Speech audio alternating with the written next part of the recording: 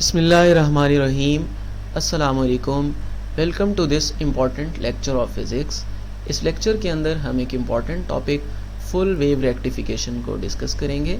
We know that rectification is a process जिसके अंदर हम अल्टरनेटिंग करंट को डायरेक्ट करंट में चेंज करते हैं या अल्टरनेटिंग वोल्टेज को डायरेक्ट वोल्टेज में कन्वर्ट करते हैं। इसे हम फुल वेव रेक्टिफिकेशन इसलिए कहते हैं क्योंकि इसके अंदर कंप्लीट वेव फॉर्म को हम कन्वर्ट करते हैं into DC side, direct current और डायरेक्ट वोल्टेज।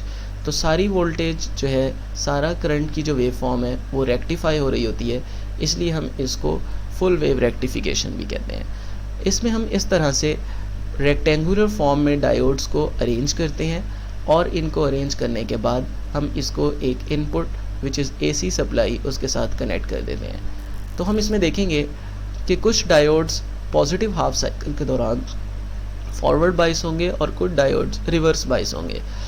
तो अगर हम देखें तो जब अपर हाफ पॉजिटिव है, यानी when the time is from 0 to t/2, तो उस वक्त ये करंट इस तरह से फ़्लो करेगा।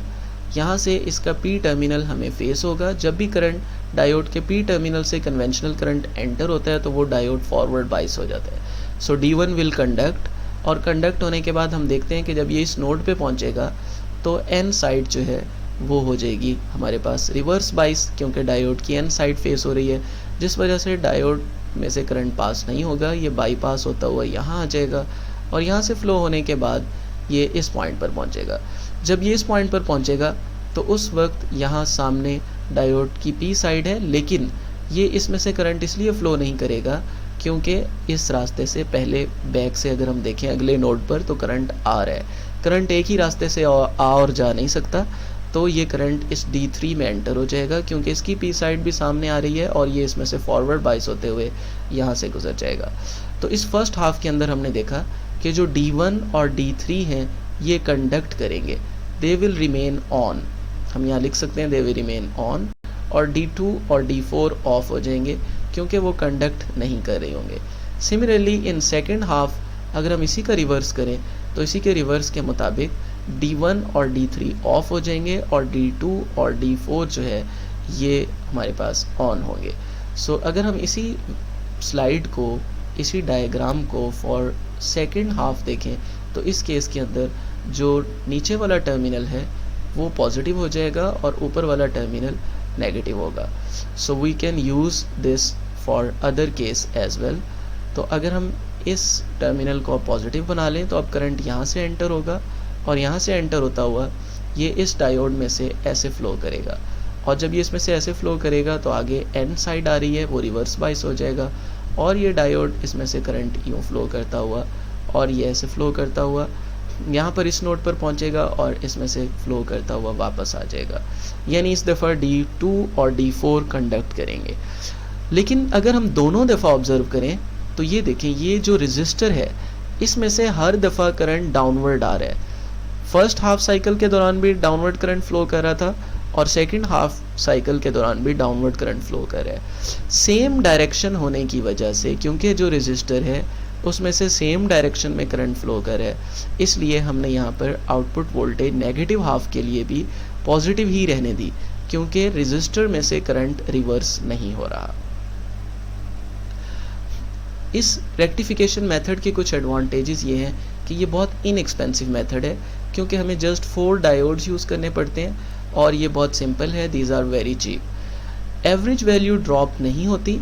उसकी रीज़न ये है कि average value depends on magnitude, और हमें दोनों दफ़ा पॉजिटिव हाफ और नेगेटिव हाफ दोनों दफ़ा वोल्टेजेस सेम मैग्नीट्यूड के साथ आउटपुट पर मिल रहे हैं, तो इसलिए ये ड्रॉप नहीं होती।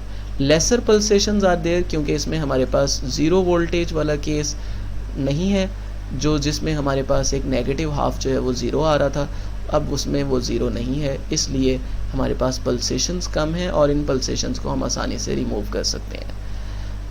Okay, next MCQ is the electrical circuit which is use to get DC smooth output from a rectifier is called. इसको हम फिल्टर सर्किट कहते हैं। फिल्टर सर्किट के अंदर हम एक रेजिस्टर और कैपेसिटर यूज़ करते हैं, और उसका फ़ायदा ये होता है RC सर्किट का कि जब हम कैपेसिटर में से करंट पास होता है तो ये चार्ज हो जाता है इस स्टेज पर जब इसको वोल्टेज मिल रहे होते हैं, और इस दौरान जो ये वाले वोल्टेज हैं यहाँ पर ये अपने आप को डिस्चार्ज करता है जब ये ज़ीरो हो रहे होते हैं।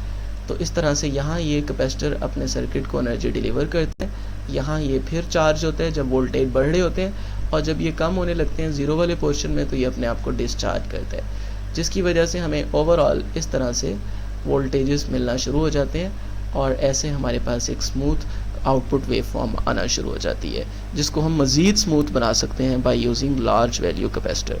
तो इस सर्किट को हम फिल्टर सर्किट कहते हैं, विच इज़ RC सर्किट। इसी तरह से फुल वेव रेक्टिफायर सर्किट को अगर हम 50 हर्ट्ज पर ऑपरेट कर रहे हैं तो रिपल्स की फ्रीक्वेंसी कितनी होगी? वी नो दैट कि जो फुल वेव रेक्टिफायर है उसके अंदर एक साइकिल के अंदर हमें एक रिपल मिल रहा है। तो इसी तरह से अगर 2 रिपल्स मिल रहे होते हैं, 2 रिपल्स, तो अगर 50 हर्ट्ज फ्रीक्वेंसी है तो 50 साइकिल्स के अंदर हमें 2 × 50 विच मीन्स 100 रिपल्स मिल रहे होंगे। सो रिपल्स की जो फ्रीक्वेंसी होगी वो 100 हर्ट्ज होगी, क्योंकि ये आउटपुट फ्रीक्वेंसी डबल होती है इनपुट फ्रीक्वेंसी का। ठीक है, thank you so much, that was all for this lecture. उम्मीद है वीडियो आपके लिए हेल्पफुल रही होगी। सो रिक्वेस्ट है आप हमारे चैनल को सब्सक्राइब कर लें और बेल आइकन को ज़रूर क्लिक करें ताकि आपको मज़ीद यूज़फुल वीडियोज़ मिल सकें। Thank you.